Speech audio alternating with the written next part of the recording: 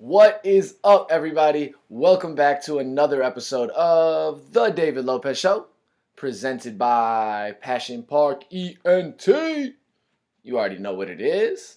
I am glad to be back. If you are listening to this on the day it comes out, happy Halloween. I'm not in any crazy scary makeup or any weird attire right now, but that's mostly because the night job that I have to go to is not letting us dress up tonight. What's that all about? I don't like it. I don't like it. Yes, I did say boot. Well, I don't know what happened there, but I said it. But if you go to my Instagram page, I'm gonna post a throwback Halloween picture that will be in promotional use for this podcast episode because it's kind of sports related and it's a fun one. So make sure you follow me on the socials. It's _David Lopez. That's Instagram and Twitter. And then we'll just start off this episode with a little housekeeping like we always do. We'll get right into it. So I told you the socials. If you go to my website, that's where you're going to find everything, like my show dates, my brand new music. I'm going to be honest with you. There is something on my website right now that I haven't even announced. It's been on there all week. Well, not all week. 2 days, for 2 days, that I haven't even announced. I'm going to make the announcement on my Instagram tomorrow. But it's on my homepage of my website. If you go there, you'll be like, oh, shit. So I'm gonna announce that tomorrow on my social media. So make sure you follow me on social media to get that announcement, and then I'll say what I'm gonna announce next week on the podcast. But I'm not gonna do that today. But so go to thedavidlopez.com to find out all that cool jazz. I try to keep that updated, as much as I can. I'm on there, a couple times a week, I'd say, just trying to get things going. I actually had somebody reach out to me last night. Was gonna sell me the domain name for david-lopez.com.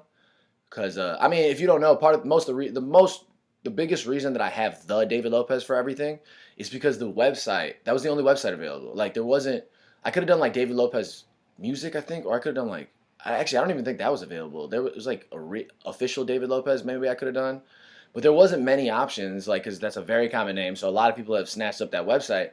So I went with the simple one because I thought I could use it for everything. TheDavidLopez.com was available, so I grabbed that. And then I just did that blanket across the board. Except Instagram and social media, I had to add an underscore, or Instagram and Twitter, I had to add an underscore because there was a The David Lopez. But I did _David Lopez. But then Facebook is The David Lopez. SoundCloud's The David Lopez. Everything is that. Some people even think my artist name is The David Lopez. I'm like, no, it's just David Lopez. But that was the domain that's available. The domains that were available, and everything that I heard was try to keep it similar across the board. So that's what I've done. I've had that for 5 years, or not even 2019. So probably 5 years. Yeah, I think I bought it 5 years ago. Yeah, for sure. All right. And then if you want to know some stuff about Passion Park or any cool events we got there, if you want some merch, if you want to support some of our affiliates, which I'm going to talk about in a second, go to passionparkent.com. That will have everything. I also am on that pretty regularly to updating that as well. So yeah, we appreciate all the traffic that we've been getting. Everybody who checks out the site and stuff, that's really appreciated. There's a bunch of cool videos on there. If you don't know, I made a short movie that goes with one of my albums. I made a web series that goes with one of my albums. And then obviously this podcast, there's over 40 episodes. So it's all on there, so you can check that stuff out. You can go down a rabbit hole of Passion Park stuff and just watch for hours and hours. And subscribe on YouTube. It helps a lot. We really appreciate that. All right. So I mentioned some of the affiliates. If you go to passionparkent.com and you click the More tab, there's a bunch of other not really sponsors, they're affiliates, because if you shop on the links on our website, we get a little kickback. So there's a couple that we always highlight, and I'm going to start with Diamond CBD. It's awesome. I use it all the time. CBD is a big craze now. Diamond is America's #1 CBD source. They have over 1,000 products, from oils, vape additives, edibles, all that good jazz. Sorry, excuse me one moment. Sorry about that. But they have vapes, oil additives, all that good stuff. They have even pet products, creams. They have a bunch of stuff. I just got a pen a couple weeks ago. I've talked about this, but I was super hungover. Super hungover. I was pretty hungover last weekend, and we were going to a football game at 11 a.m. We were going to Northwestern versus Iowa, right? And I had worked the night before. And I was, went out a little bit, so I drank a little bit, So I woke up and I was like, And my wife was like, "Can we not smoke a blunt right now? Just take the pen and we'll, just whatever. We gotta go." And we were kind of in a rush, so she was right. And sometimes when I'm super hungover and I smoke a blunt, it might not always be the best thing. But the CBD pen, I was hitting that. It really helped. Like I feel like I turned a corner and got really upbeat and positive. Not that it wasn't positive, but it just helped a lot. Like I felt good. I was able to eat. I had an appetite. It was good. So I'm a really big fan, and I'm sure I will be keep buying products from them. They always have good sales too. Like I got that pen for 55% off. So go to passionparkent.com/diamond and use those links, and you'll be supporting us. Greatly appreciate that. And then finally, Splice. So Splice is a music maker site. They have plugins, they have samples, they have all this stuff on a really low cost. You can buy the stuff, but you can also rent to own for the plugins as low as like $5.99 a month. It's super affordable. It's an awesome site if you're trying to get anything going. Even if you're just trying to start a new project and trying to think of new ideas and get some inspiration, it's a cool site to like browse through, hear some sounds that you like, and then from there you can create from there. So I'm a fan of Splice. If you go to passionparkent.com/splice, you can check out their sites, and you'll be helping us by using those banners and stuff. So we would greatly appreciate that. Appreciate. All right, that's that's not all the housekeeping. I do want to mention that Black Friday, if you're in Chicago, I will be headlining at Uncommon Ground in Lakeview. So it's on Clark Street. It's right near Wrigley. I'm super excited. The openers are Julian Xavier and Viano. I'm new to his music, but I really like what I've been hearing so far. So I'm excited to get the lowdown on him and hear what's going on there. And then Julian, obviously I've done a lot of work with him. If you've heard any of my music, you've probably heard him. He's on Direct Deposit, the song "Catch Me If You Can." He's on Bully Freestyle, which I just released, I released like in September. And then one of his songs called "Made It" or "Make It Dream." I really love that song. I did a feature on it. I just did the opening verse. One of my favorite records that I've been on, though, honestly. So you should check that out if you can. So shout out to Julian and shout out to Viano. Black Friday, Uncommon Ground. Please book your table. Limited seating. The seating is like 50 at max, and we're really trying to sell this out. So if you're interested in coming, call, reserve your table, and make sure you get your spot. I went to a show that was sold out, and I couldn't even get in one time. So it's a small room, but it's going to be a great vibes. It's going to be a good way to have your holiday weekend go, So yeah, come check us out. And also Bump Cemetery, which is out now. And then I got a new single coming out in November that I'll be announcing soon too. But Cemetery is available everywhere. Appreciate everybody listening. I got to get some more people to listen, to be honest, though. I was hoping the feedback was going to be a little better. Not that it's bad. It just hasn't been a bunch. I just taken in stride. Honestly, off of all of the singles, I think the most successful one, or one that people seem to like the most, I think is Beautiful. I mean, I love that song so much. It means so much to me, just being as a song I made for my wedding. But I think that's the one from the monthly singles that has been resonating the most. But Heaven, people like the Heaven. I mean, it's all progress, baby. It's all good, baby. I love it. And Cemetery is produced by me, and the new one I'm releasing next month was also produced by me. So I'm excited to get to try some new stuff and all that kind of jazz. All right, let's get this episode going, right? Come on, let's do it. Ba-bam! So if you remember the past couple of weeks, I was talking about the show I was watching called The Haunting of Hill House on Netflix, and then I said that I was going to try to do a weekly segment, basically a what to watch segment type thing. I had been doing that essentially for most of the episodes because I always talk about something I'm watching, but I never really made it a real thing. Now I want to make sure I do it every week. What to watch. So this past week, I didn't start any new Netflix shows or anything like that because we finished Hill House and watched that, and it was awesome, and I suggest you guys watch it. But I did go see an awesome play with my parents. I bought tickets for my dad's birthday, and it was supposed to be my brother, but he couldn't go, so my mom went. So it was me and my parents to see Latin History for Morons. John Leguizamo, who's the fucking man. I'm such a fan of him. But he's done a bunch of one-man shows. He's written a lot of books, done all those stuff, and he's obviously been in films since I was a kid, man. I remember seeing it in The Pest when we were growing up. He's been around for a long time. So talented. So we went to go see Latin History for Morons live. That's his newest one-man show. It's also already filmed and on Netflix, so you can watch it. But now he's touring it and doing it again. And we had such a good time. We saw the opening night of it here in Chicago. The play is just so good. It's great seeing something like that live because the cool thing is every show is completely different. Nobody's gonna see the exact show we saw.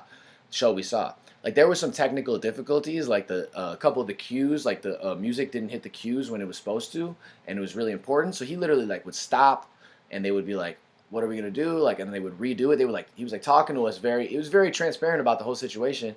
He was like, they're talking to me in my ear right now. He was like, he's like, are we gonna give these people their money back? Like, kind of flippantly, but he was definitely pissed too. He was like, what the hell's going on with the audio here? But I thought that was cool because he handled it so professionally. Just jumped right back in, and just killed it. Um, yeah, it was awesome. It's super cool in my experience because like the first person I see when I walk into the doors like of the theater, the Cadillac Palace Theater, was Ozzie Guillen, former White Sox manager. He was just right there about to buy some merch, I think, just standing there. I was like, oh shit, Ozzie. So that was cool to see. But the show was phenomenal. I mean, those technical difficulties I actually enjoyed seeing though. Is they didn't hiccup the show too much or affect it, in my opinion. It didn't take me out of it. It brought me more in because I'm like, this dude is the best. But the show is so educational. Obviously, I don't want to give away too much, but the what to watch is you should watch it on Netflix if you can. If you can't see it live, you should definitely watch it on Netflix. I want to rewatch it again just to experience it again. I mean, especially if you're Hispanic, if you're Latino, like the educational side of it was phenomenal. Like I learned a lot about like just like the Cubans, like myself being Cuban, but they talk about a bunch of Aztecs. They talk about the Incas. They talk about Puerto Ricans. They talk about Spain. They talk about all types of Hispanic people, all type of Latinos. But like there was Cubans who fought in the Civil War, in the American Revolution, and like just learning these kind of things was really was cool. But my biggest takeaway that I want to talk about really briefly was so essentially the story of the play, like the storyline and the reason that he goes into this history search about Latin America and figures in Latin America was that his son had to do a project and was looking for heroes or whatever. And his son is mixed. He's half Hispanic because his wife, John Leguizamo's wife, is Jewish. So his son is half white, half Hispanic, like myself. So I kind of related to the kid when he was talking about his kid a little bit. And he's talking about how his kid was getting bullied and his kid was getting called a beaner at school and stuff like that. And he was funny because he was like, "We're not even Mexican. You can't." I don't want to give away too much, like I said. But it made me think about some things because growing up as somebody who was mixed, and like so, John Leguizamo obviously does very well for himself. So they send his kid to a primarily white school, a very good school. It sounds like. And he's getting teased by these white kids. I'm like, I related to that because like my parents didn't want me to go to a city school, so they sent me to a private school in the suburbs, primarily white. I mean, I'm white, but I'm also Hispanic. My last name's Lopez, so I was the only Hispanic kid in that class for sure. I got like, it's funny because now I can look back and be like, if I was more sensitive, and I am kind of sensitive, but if I was more sensitive and not as like, I don't know, like put together as I am, not that I'm completely put together, but what I mean is, I was also an athlete, so I could kind of compensate by being good at basketball. I would like do that stuff, and I don't know, I just was able to handle it. But I could see a sensitive kid being like taking the things that kids like teased me about. Now I think it was like I'm looking back at it in retrospect. Like at the time, I was just like, it's fine, it's whatever. But like I always got called out, or like kids would always say something about the Hispanic kid or something, and I'm like, I can look back and be like, that's not.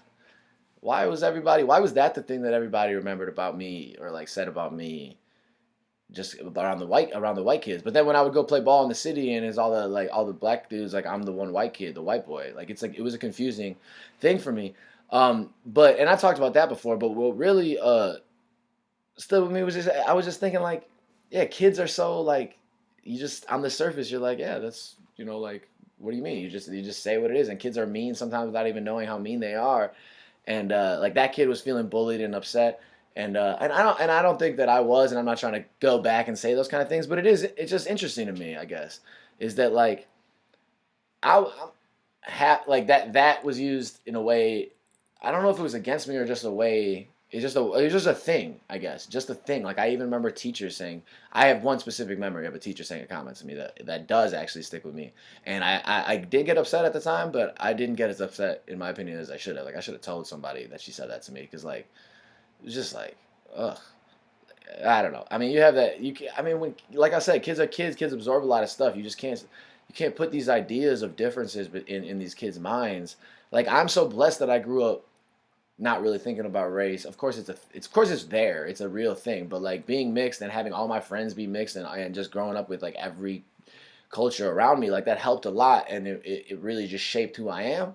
And it's really important for kids to have that, and to have the opposite, I feel, is so detrimental to a kid's well-being in the long term, because you absorb that stuff as a kid and it really shapes who you are. I mean, not that you can't change, but just, man, interesting stuff. We're all, I mean, that's the big takeaway from the play too. Like, me and my parents were talking after. It's like, we really are, we're all people. Like, it's crazy. Like, to call, I mean, Native Americans, like how the injustice against them, and to then say we're Latin Americans, or like are less than just Americans or something, like all that stuff. Is like, we're all just people, like, and we're all fighting towards the same thing, especially in America. Like, anyways, you should watch Latin History for Morons, even if you're not Hispanic. It is it's a very educational watch, and it's very entertaining, very good, and he's just hilarious. He's so good. So that's my what to watch for this week. I really had a great time with my parents. So yeah, there's a fun picture of me and my dad at the show if you go check out my IG. All right, we're going to move on. Now we're going to go to the sports stuff, baby.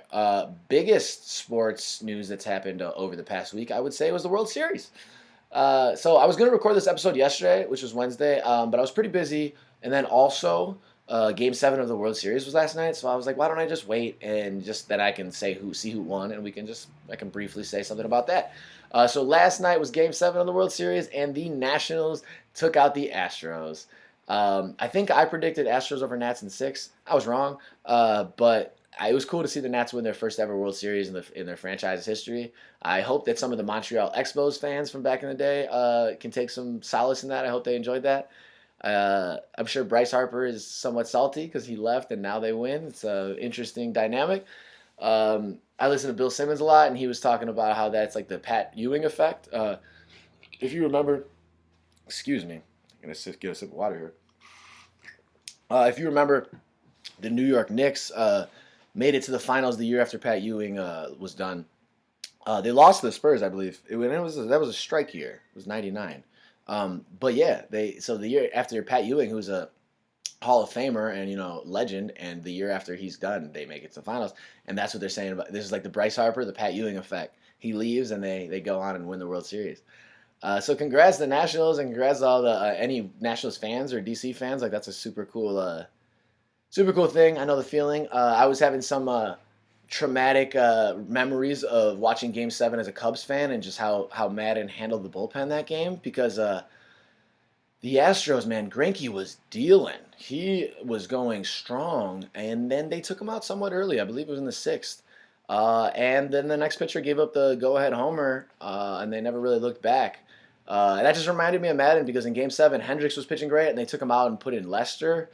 And then putting in Araldis all early, it was just a kind of debacle. I was having that conversation with somebody yesterday. If the Cubs would have found a way to lose that World Series, which we were very close to, would Joe Bannon might be the scapegoat on that. I mean, like, he would have caught so much shit. Like, I don't know how long he would have lasted. I don't know how the energy would have been towards him. Because now, I mean, he left after 5 years. They won a World Series. He's never going to have to pay for dinner in Chicago. Anytime he comes back, he's a beloved figure still. But if they would have found a way to lose that World Series, I don't know, man. Especially if they would have lost based on his decisions like that, he would have been, would not have been good. Not have been good. But the Cubs did win the World Series, and so did the Nats last night. And that just reminded me of that, and I was jealous. So fucking jealous. But shout out to the Nats. Tough for the Astros, but I mean, they're so good. They'll be back again. They almost got their second World Series in 3 years, but they didn't. Kind of like the Warriors making it into the World Series or finals a lot, but not always coming out with it. But you're still kind of a dynasty if you just keep getting there. It's just interesting.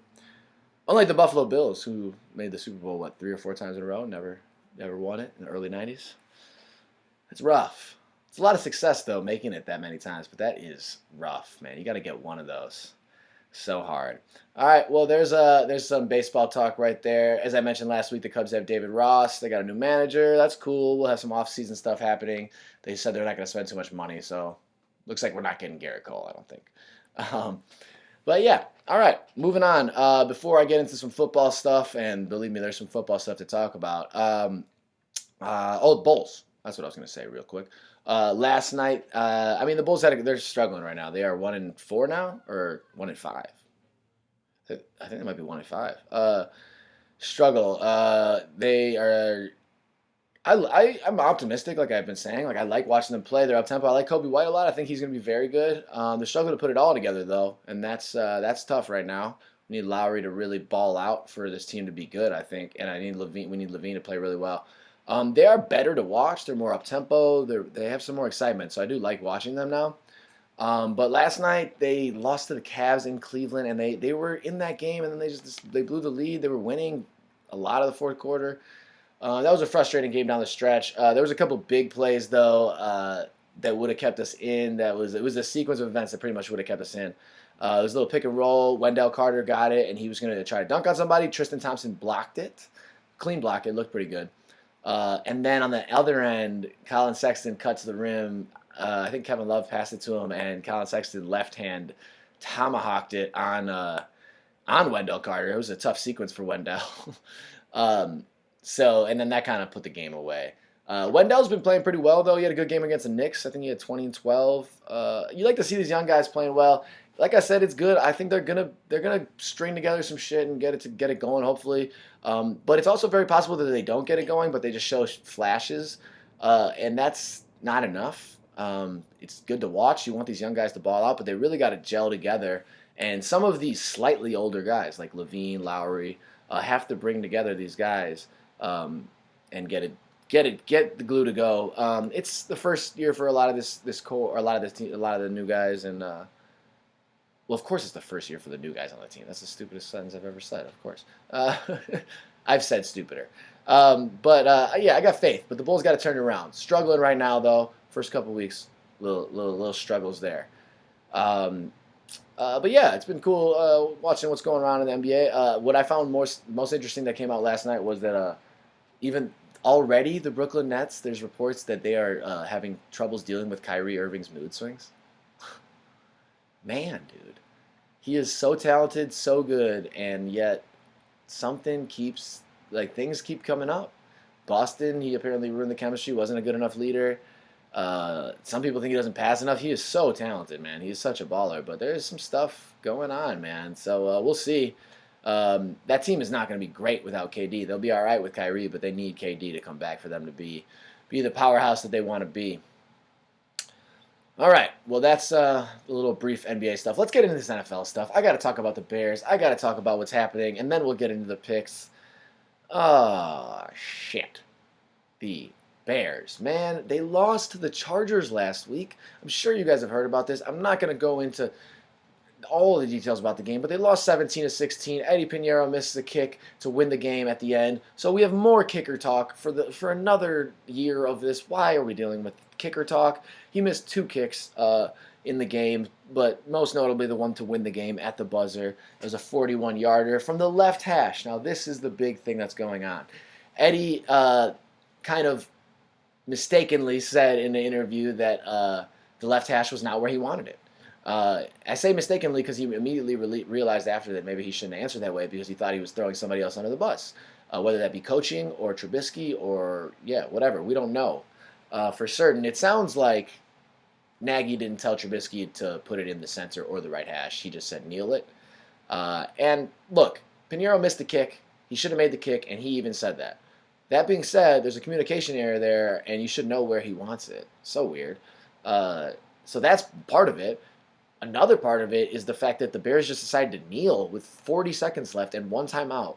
They decided to kneel it, take the timeout with 3 seconds left, and just be good with a 41-yarder like it's a chip shot. You could run at least 2 more plays right there with 40 seconds, try to get like 10 more yards, make that a 30-yarder, and that kick would have been good from 30 yards, definitely, because it curved at the end. That's what got it out. So frustrating. And then Nagy answers these questions as if the questions are all stupid and he's a genius. He's making us all dislike him more. I don't like that. It's been a really rough week as a Bears fan. I watched Mitch in the press conference yesterday answering some questions. He seemed a little frustrated, but he's doing what he can. He played a little better last week, but they're still not good. He threw an interception, had this gross fumble that pretty much lost the game. What happened? from a year ago to this year, man, the distraught nature of Bears fans right now is tough. It is not good. Um, but that being said, we got to get a victory this week. I mean, we're 3-4. I don't see how we're making the playoffs. We have to win 9. We have to win out. I think we have to win out. I mean, maybe 8-1 to really have a chance of getting these playoffs. I think you got to go 11-5, 12-4 to even have a chance, in my opinion. I mean, in the NFC North, the Packers are 7-1 and the Vikings are 6-2. I mean, what? You got to probably win the division. I mean, maybe get a wild card. I mean, you're gonna have to get a wild card because I don't see us winning the division. It's gonna be tough right now. It's early. Like, it's not really early though. It's halfway through the season. It's been tough. It's been a tough year. Football is so interesting, man. From year to year, the changes are, a couple of things can go different, and then the whole season changes. You go from, 12-4 to 5-11 very quickly in this league. It's pretty wild stuff. Pretty wild stuff. All right. Well, that was my rant. Bears. I still have faith, guys. I'm still a super fan. It's still Bears all day. It's been tough on the defense, having an offense struggle the way they are, Polish sausage, Ditka, Bears. All right. Woo! Let's get into the picks. Let's get into some gambling fun. All right. Let's do this shit. So, I did have a good week last week, actually. I don't know if you guys remember last week. I was saying this is going to be the week we win. I was blaming my friend Tim because he's the one who jinxed me, and I've been struggling ever since week 2. But I did have a good week. I got 10 correct, which was probably my best score since week 2. And the really unfortunate thing is 4 people in the league got 10 correct this past week. So I tied with all 4 of them, and then the tiebreaker was the score for the Monday night game, and I did not win that. I got the spread right, but I did not get the score right. I said Pittsburgh was going to beat Miami 13-3. I really thought it was going to be low scoring. I don't know what was going through my head. The final, I think, was 27-14. So, look, I tied for first. It's better. It's improvement. Now this week, let's go get a freaking W, huh? Let's freaking do it. Let's show those guys in my league that I can win again. I can do it. Freaking do it. Let's get it, guys. All right, let's start off, baby. We're going to start off as we always do with the Thursday night game, which is tonight's Halloween game. It is San Francisco, undefeated San Francisco, should I say, in Arizona, playing Kyler Murray and the Cardinals. The Niners are favored to win by 10, 9.5, should I say. And they're in Arizona. The Niners have looked really good, man. They trounced the Panthers last week when people thought that the Panthers were going to come in and upset them. They scored 51 points. With that being said, I'm going to say the Niners are going to win again, and they're going to win handedly again. Arizona has not looked as good as we thought. They're struggling. Not as good as we thought. We didn't think they were going to be good, but they started off a little bit better than we saw. I'm going to go with the Niners will win that one by 10, at the very least. All right. And then we got another London game, a lot of London games, but this one it's a 9:30 a.m., which is nice. I believe 8:30, I think it's 9:30 Eastern, so 8:30 Central. And I like those because I like having the morning games. You wake up and there's already football on. That's pretty cool. So it's Texans versus Jaguars. Not a bad game either because the Texans are great. Well, they're 5-3. They're very good. Deshaun Watson is a baller. And then the Jags are 4-4 with Gardner Minshew sneaking up to be the rookie of the year, probably. I mean, he's really been playing well. So the Texans are getting 2.5. So they got to win by at least 3.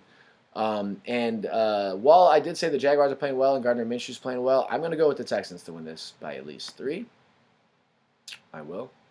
Moving on, we got Redskins versus Bills. The Bills are supposed to win by 10. They're in Buffalo. The Redskins really suck, but can they keep it within 10? Can they keep it within 10, guys? I am going to... No, you know what? I think Buffalo's going to win this pretty good. I think the Redskins blow. I think Dwayne Haskins, if he's playing, is going to throw a pick 6, at least one, and that'll be the difference in the spread. So the Buffalo's going to win by at least 10. Now here's my game of the week. You know what we always talk about. Bears. Bears, Eagles. We are in Philly, and Eagles are favored by 4.5. So they got to win by 5. And guess what? Who do you think I'm going to pick? What do you think I'm going to do here? What do I do every week? Let's go Bears. And what a way to end the video and go to audio only. But I'm going to go Bears. So Bears over Eagles. I mean, technically, all they have to do is stay within 5, even if they do lose. But they got to win this fucking game. It's a big game for the Eagles, too, though, because they're 4-4, and they're trying to stay in that division race. So I don't think they're going to lay over. I don't think we're going to win easily, but I'm going to go with Bears. I just got to go with the Bears, guys. All right. Titans, Panthers in Carolina. Carolina's favored by 3.5, so they got to win by 4. Carolina is 4-3, and the Titans are 4-4. I am gonna go with Carolina here. I think Christian McCaffrey will have a big game, and the Titans will fall back to under 500. So I'm gonna go with Carolina there. All right, then we got Colts Steelers. All right here, they're in Pittsburgh. Colts are 5-2. Steelers are 3-4. This is a closer spread than I would think, to be honest. Indianapolis is favored by 1.5. They got to win by 2 over Pittsburgh, and I think they're definitely going to do that, in my opinion. So I'm going to go Colts. That's an easy one for me. I'm going to pick that right away. And of course, the one I say easy is I'm sure the Steelers will find a way to blow out the Colts and I'll lose. But I'm going to go with what my gut says. All right, moving on. Vikings Chiefs in Kansas City. I believe Mahomes is going to play. So I think he's going to play. So Kansas City's 5-3, which is definitely worse than we thought. Minnesota's 6-2. Kansas City has got to win by at least 3. They're favored by 2.5, and they will. Mahomes is going to return, and they're going to bust ass. That's what I think. So screw the Vikings. Let's get them a loss. Excuse me. Okay. And now we got an epic game right here, guys. This is the game of the week. New York Jets 1-6 versus the Miami Dolphins 0-7. They're in Miami. The Jets are favored by 6. And I am actually going to say, I'm going to pick the Dolphins. They'll either keep it close and lose by like 3 or by like a 1 point in some weird fashion, or they'll find a way to win. I don't think they're going to win, but I think they're going to keep it close. So I'm going Dolphins on that. All right. Lions, Raiders. They're in Oakland. Oakland's favored by 2.5. Oakland's got to win by 3. I'm picking Detroit. I think Detroit's going to get a W there. Unfortunately, I don't want them to. I would like to be cheering for Oakland, but I'm going to pick Detroit on that. Tampa Bay as visiting Seattle. Tampa Bay is a weird team because once in a while they play well and score a bunch of points. But Seattle has been consistently very good. They're 6-2. Russell Wilson's looking like the MVP. They got to win by a touchdown, and they will. I'm going to go with the Seahawks on that. Okay. Browns, Broncos. I'm not very interested in this game. Cleveland's 2-5. Broncos are 2-6. They're in Denver. Cleveland's favored by 3. They got to win by 2.5. Baker Mayfield had a meltdown. He was whining about wanting to win. With that being said, his meltdown will turn into some yards, and I'm going to go with the Browns.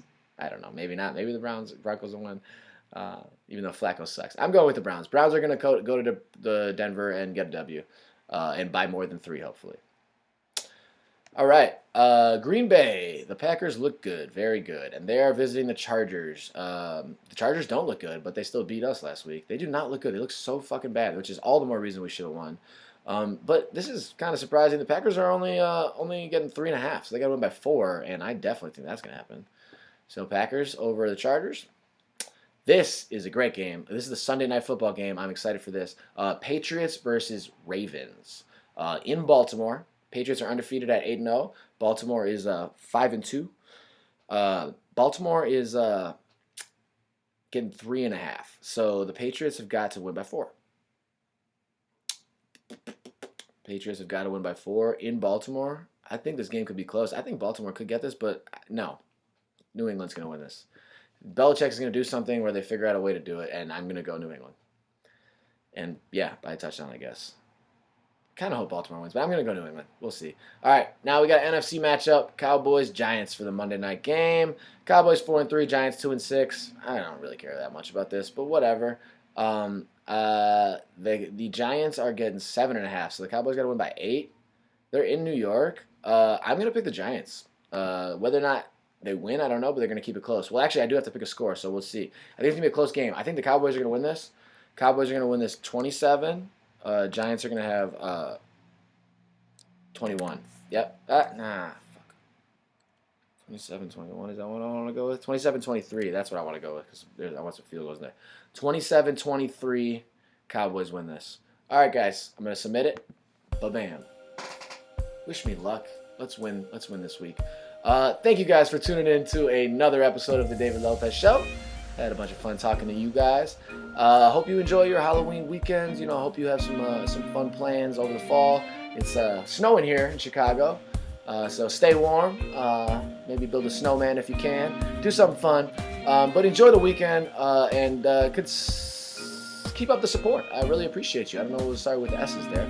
Yeah, I really appreciate all the support that we've been getting. Make sure you come see me live on Black Friday. Make sure you follow me on Spotify to keep up with my new music, or Apple Music, any of that good jazz. Just keep it going. Stay positive. Have a wonderful week and weekend, and I will talk to you all next week. And one love, guys. Thank you so much.